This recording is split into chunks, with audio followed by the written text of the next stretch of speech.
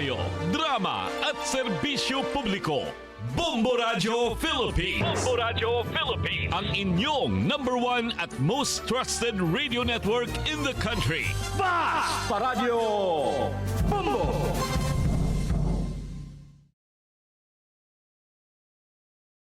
Kalabay sa alas 4 sa hapon sa Unuhang Tudling sa itong mga balita. Una sa top story, Malacanang. Gikundina ang ipakatag matod pa fake news. Kabahin sa nasudnong pondo karong tuiga. Samtang sa pikas bahin, ang unang kaso sumalapa sa Mpox kung monkeypox sa Baguio City natala. Sa balitang lokal, lagi kaingong tulis sa usa ka balot vendor dili tinuod kana sigon sa DCPO.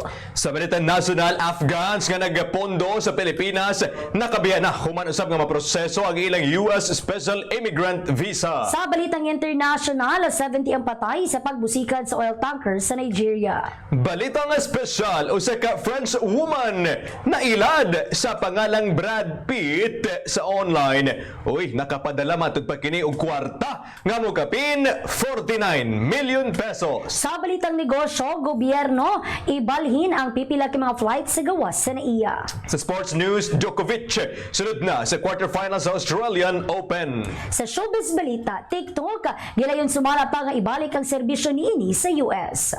Mga kabombo, ano na paggatod kaninyo sa Bomba News and Views Afternoon Edition. Adlaw kita karon nga Lunes, petsa 20 na sa bulan sa Enero tuig 2025. Mga kabombo, kay mi ang inyong mahimong mga tig-balita. Kini si Bombo Levi De Leon. Ug kini si Bombo Donamy Alviola, maayong hapon. Ug karon detalye na sa itong mga balita. Una sa top story. Hugtanon nga gilimod ug ikondena ni Executive Secretary Lucas Bersamin ang mga aligasyon nga gihimo ni kaning Pangulong Rodrigo Duterte may tungod sa sumala pagipirmahan nga General Appropriations Act 2025 kung ang nasudnong pondo ni Pangulong Ferdinand Marcos Jr.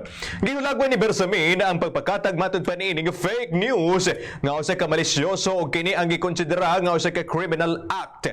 Kinamduman nga mismong si FPRRD o kaning Pangulong Rodrigo Duterte uban ni Davao City 3rd District Representative Isidro Ungab ang nagpakita og mga pahina nga sumalapa nga susama sa General Appropriations Act 2025 nga gika-report nga blanco apan gipirmahan gihapon sa Bicameral Committee atol kana sa podcast sa nagkalabaing Sabado. Samtang sa bikas bahin, nakatala na og unang kaso sa Mpox ang summer capital of the Philippines nga Baguio City. Sumala sa Health Services Office sa syudad, usa ka 28 anyos nga lalaki ang nataptan sa sakit. Ang klase sa Mpox nga na-detect sa pasyente mao ang clade 2nd, mild lamang nga matang sa Mpox sa virus. Na kumpleto sumala pa sa pasyente ang isolation ug gideklara nga naayo na kini gikan sa sakit kaniadtong Enero 17. Kabahin nini nagpahimangno karon ang LGU sa Baguio sa publiko nga obserbahan ang health protocols sama sa pagsutog face mask ug obserbahan ang physical distancing ug lakip na ang maayo nga ventilasyon. 48 minutos na kalabay sa alas 4 sa hapon. Detalye na sa mga balitang lokal. Mihatag og pagpaklaro ang Davao City Police Office.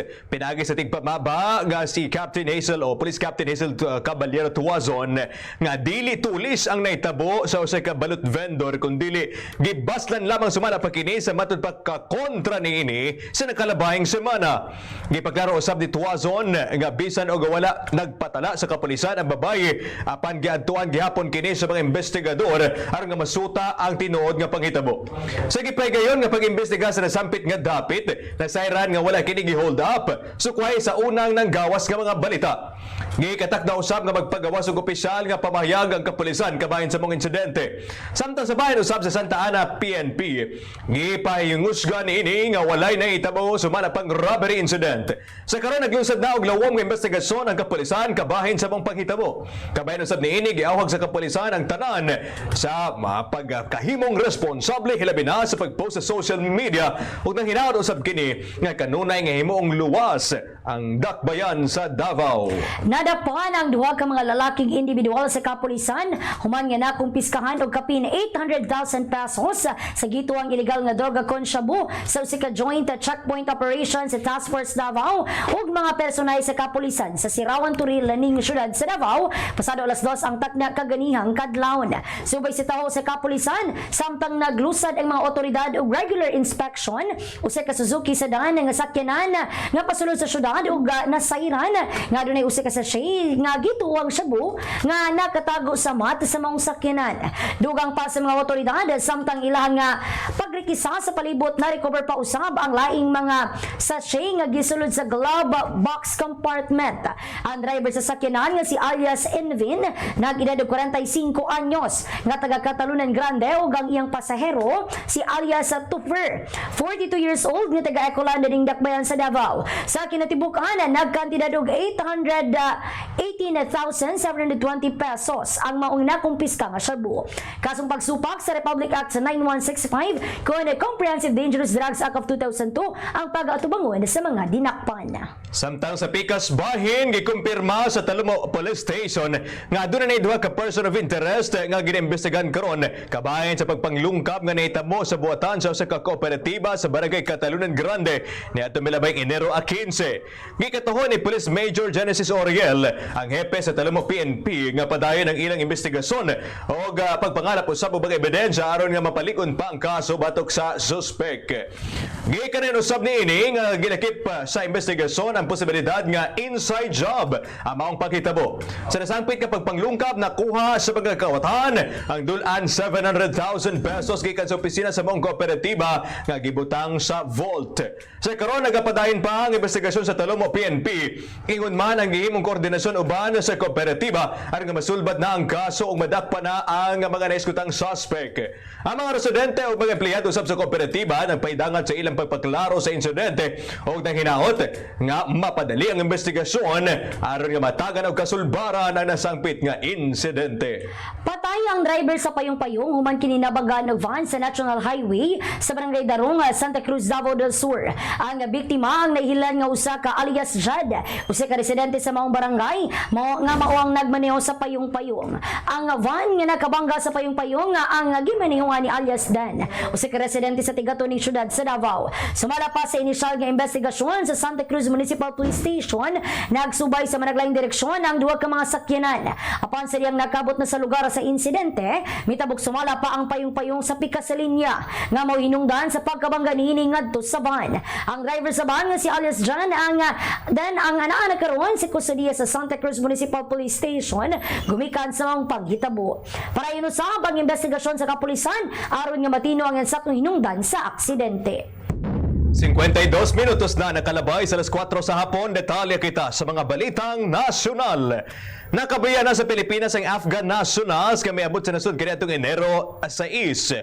Sa usa ka pamahayag gikumpirma ni US Embassy spokesperson Kanishka Gangod Padhay nga ubos sa 200 ka mga Afghan nationals lamang ang miabot sa Pilipinas nga naghulat alang usab sa pinal nga pagproseso sa ilang mga aplikasyon alang sa US Special Immigrant Visa kun SIV sa US Embassy sa Manila.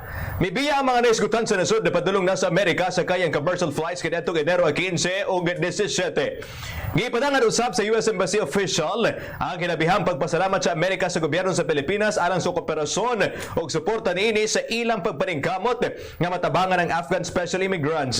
Ang nasampit nga Afghan nationals ang nagtrabaho alang sa gobyerno sa Amerika didto sa Afghanistan nga naghatag og sakto og dili matugbangan nga mga pagpanerbisyo o ganabutang sa nagpadayong seryosong bahad tungod batod pa sa ilang mga trabaho. Nasayran nga sukad kaniadtong tuig 2021 hangtod sa kasamtangan ang Afghanistan ang nailawom sa pagkontrola sa Taliban nga wala pa sa gihapon nagiila sa ubang mga nasud gumikan sa mga pagsupak sa naisgutang grupo sa mga tawhanong katungod susama na lamang sa human rights. Nanawagan ang usa ka election lawyer sa Commission on Elections kung COMELEC nga ilakip sa mga opisyal nga balota alang sa 2025 elections ang mga ngalan sa mga disqualified nga kandidato kansang apila nga nagatubang sa Korte Suprema. Sa usa ka pahayag gikan nayon ni Romulo Macalintal nga ang pagtangtang sa mga ngalan sa balota mahimong resulta sa pagkaguba ug pag-imprinta pag-usab sa milyon nga mga balota nga nagkantidad og 200 ka milyon nga salapi. Gitataw ni Magalintal nga ubos sa Section 60 sa Commonwealth Resolution number 11045 ang mga partido politikal mahimong mopuli sa mga disqualified nga kandidato ug laing miyembro sa mga apelyido hangtod sa udto sa adlaw sa piniliay. Matud usab niya nga ang paglakip sa mga ngalan sa mga disqualified nga kandidato nga adunay pending apela sa Supreme Court ang makapugong sa pagkalangay sa pag-imprenta sa balota ug makamino sa risgo sa pag-usik-usik sa pondo sa COMELEC. Samtang mohimo usab og investigasyon ng Senado sa mga lapses sa Social Security System kun SSS sa pagkolekta sa mga bayad gikan sa mga delinkwente nga mga contributor. Sumalapan ni Senadora Grace Poe nga nagsangat na kini sila og usa ka resolusyon nga nanawagan alang sa pagsusi sa gigataho nga mga inefficiencies sulod sa SSS. Sa naisgutang resolusyon, giawhag niini nga ang Senado imbestigahan na agig tabang sa legislasyon ang walay saktong pagtagad sa SSS sa pagpangolekta sa mga contributions gikan sa mga employer. Sumala pa sa Senadora nga gikinahanglan adunay investigasyon sa pagkinahanglan nga adunay usbaw sa usa ka porsyento nga kontribusyon sa miyembro ngadto na sa 15% gikan sa 14% niini kaniadtong 2023 nga gimando usab ubos sa balaod o pinagi usab sa regulasyon sa SSS. Giikotlo usab niini ang report sa Commission on Audit nga nagbutya nga ang SSS adunay 89 billion pesos nga wala pa makolekta nga balay runon gikan sa kapin 420,000 ka mga employers. Bisan og ang mga delinkwente niubos ngadto sa 46 billion pesos nako sa gihapon kini nga kwarta nga magamit unta sa pagpalapad pa sa benepisyo ngadto sa mga miyembrong nagabayad o nagatag og kontribusyon sa SSS. Una na usab nga nagduso si Senador Sherwin Gatchalian og susamang resolusyon nga nagkanayon nga ang SSS adunay problema sa pagdumala nga ilang gipasalang ngadto hinuon sa mga katawhan. Gikatakdang ipadayon sa House Committee Committee ang investigasyon sa Pogo, extrajudicial killings o illegal nga droga karong semanaha. Gikanayon ni Quadcom Chairman o Surigao del Norte Representative Robert A. Barbers nga ang House Mega Panel gikatakdang mopadayon sa ilang giundangan sa wala pa ang Christmas break sa Disyembre. Si Barbers na mayag nga mahimo usab nilang tan-awon pag-usab ang isyu sa Pogo. Bisan pa man nga nahunong na ang tanang operasyon sa tibok nasud kaniadtong Disyembre 2024. Matud pa sa magbabalaod, aduna gihapoy nagpakaron ingnon nga nagtrabaho isip pa business process outsourcing kan BPO. Dugang panini, tukyon usab sa panel ang isyu sa EJK. Gugmikan sumala pa sa naiskutan nga ang mga biktima o ilang mga pamilya na kinahanglan og hustisya. Kalabot sa extrajudicial killing ang Quadcom, magparayon silang investigasyon usab sa gubat batok sa illegal nga droga ni kanhi Presidente Rodrigo Duterte. Kainumduman nga ang nasangpit ng mga panel nakasumiti na sa ilang partial report sa plenaryo sa wala pa ang ilang Christmas break. Narakip sa report ang mga ngalan ni Duterte kanhi Philippine National Police o PNP Chief Uga Senator Ronald Bato de la Rosa ug kanhi Presidential Assistance to the President ug Senador Christopher Bongo kansang nga gikanayon nga nalambigit sa mao nga butang. Ang megapanel nirekomendar nga ang tulo ka mga individual ug ubang mga opisyal ang gikinahanglan sa ilang report nga nakahimo og crimes against humanity tungod sa ilang pagkalambigit sa EJK sa nakalabay nga administrasyon. 58 minutos na mga kabombo ang nakalabay sa alas 4 sa hapon. Detalye kita sa mga balita ang internasyonal. Mukabat sa 70 o 70 kabaga tao ang namatay human ang pagbusikan sa oil tanker sa northern Nigeria. Sumala sa National Emergency Management Authority, nahitabo ang insidente sa Maiduguri, Nigeria. Dinadunay 56 ka mga individual ang nasamdan ug padayon pa ang ginatambalan sa ospital. Kinamduman nga kaniadtong Oktubre sa nakalabayng tuig usa-usab ka oil tanker ang mibusikad sa may Jigawa State nga gikamatay sa 160 o 153 ka mga tawo. Ginasuta pa sa mga otoridad sa karon ang labing hinungdan sa nasangpit nga insidente. Mikunuhod ang populasyon sa China og nahulog sa ikatulong nga sunod-sunod nga tuig sa 2024 kini subay sa datos nga gipagawa. Sa nakalabay nga tuig sumala pa sa National Bureau of Statistics nga ang populasyon sa China ang mikunod sa 1.5 1.39 milyon. Ang datos nagpakita nga ang populasyon sa mainland China mikunod gikan sa 1.410 billion sa 2023 ngadto sa 1.408 billion sa nakalabay nga tuig. Apan bisan pa man ini ang gidaganon sa mga bagong nahimugso misaka sa 5.7% ngadto sa 9.54 million gikan sa 9.2 million kaniadtong 2023. Sa nakalabay nga tuig ang ikaduha nga labing daghan og populasyon nga nasud sa kalibutan nakatala og 10.93 million nga namatay. Usa ka 1.5% nga pagkunod gikan sa 11.1 million kaniadtong 2023. Ang rate sa pagkamatay nahulog gikan sa 7.87 matag libo hangtod kana 7.76 sa matag libo. Mga kabombo, impunto alas 5 na ang takna sa hapon. Detalye kita sa Balitang Espesyal. Usa ka French interior decorator ang nagtuo nga anaa sa usa ka long-distance romantic relationship siya kang Brad Pitt. Hoy, piawa good. Naila ng babae og napugos nga magbayad og nilibo nga dolyares sa usa ka tuig. Alang lang sa nagpakaroon ingnon nga Hollywood megastar nga mao si Brad Pitt. Isip bayad sumala pa sa baga dagkong galastuhon sa medikal nga wala ni ini nabayaran tungod sa iyang divorce. Mukabat na sa $850 o $850,000 kung bugti nato kana sa salapi sa Pilipinas, 49 million pesos ang iyang nahatag nga kwarta sa nagpakaroon ingnon nga si Brad Pitt. Nasairan nga may gamit ang mga scammer ug peking social media ug WhatsApp accounts. Lakip na usab ang tabang sa AI image creating technology. Aron nga magpadala kang Ann. Oy, ang Ann di ay si Ann ang nabiktima. Magpadala kining si Ann og mga daw selfies ug mga mensahe nga gikan kang Pitt. Aron nga magakuha og kwarta, nagpakaroon ingnon sila nga ang 61 anyos nga aktor ang nanginahanglan og pondo alang sa pagpatambal niini sa iyang kidney.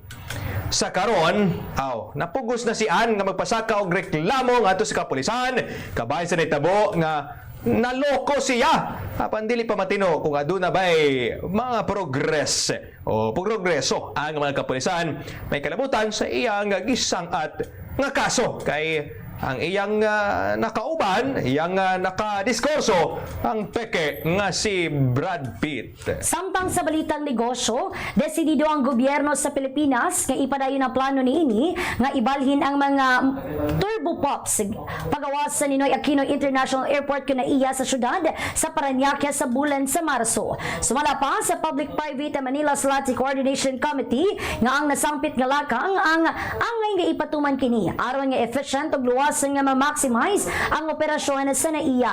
Ang Public-Private Manila SLATI Coordination Committee ang gimugna sa Department of Transportation, Manila International Airport Authority, Civil Aviation Authority of the Philippines, Civil Aeronautics Board ug ang bagong NAIA Infrastructure Corporation.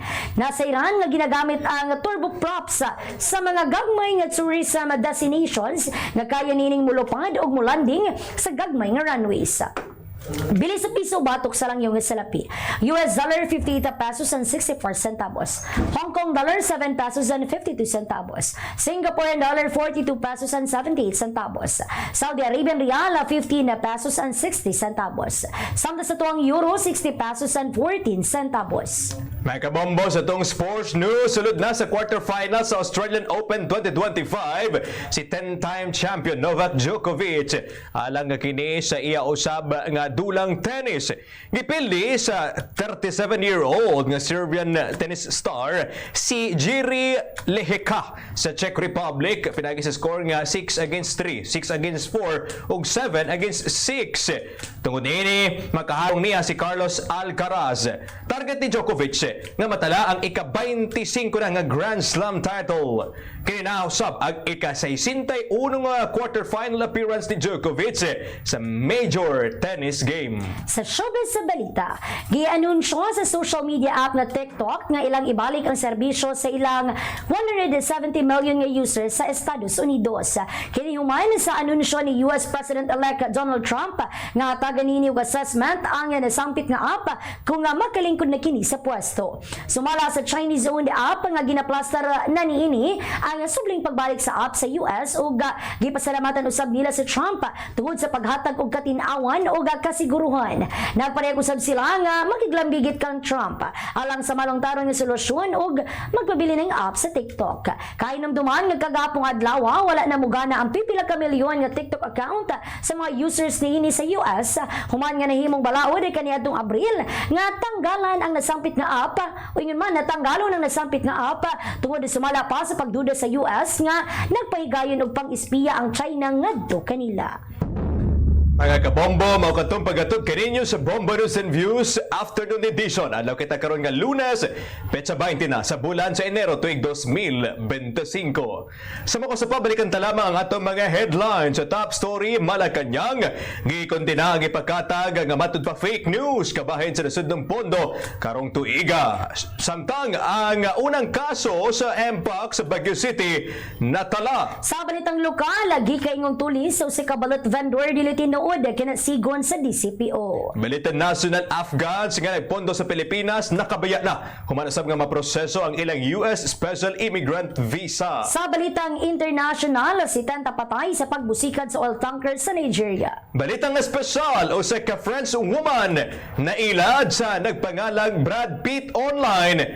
Nakapadala pa siya og kwarta nga mokapin 49 million pesos. Sa balitang negosyo, gobyerno, ibalhin ang pipila ki mga flights sa gawas sa NAIA. Sa sports news, Djokovic sulod na sa quarterfinals sa Australian Open. Sa showbiz balita, TikTok gilayon sumala pa nga ibalik ang serbisyo niini sa US. Mga kabombo, kami ang inyong nahimong mga tigbalita. Kini si Bombo Donemy Aleviola. Kiniusab si Bombo Levi De Leon para sa number 1 and most trusted radio network in the country, Bombo Radio Philippines, Basta Radio.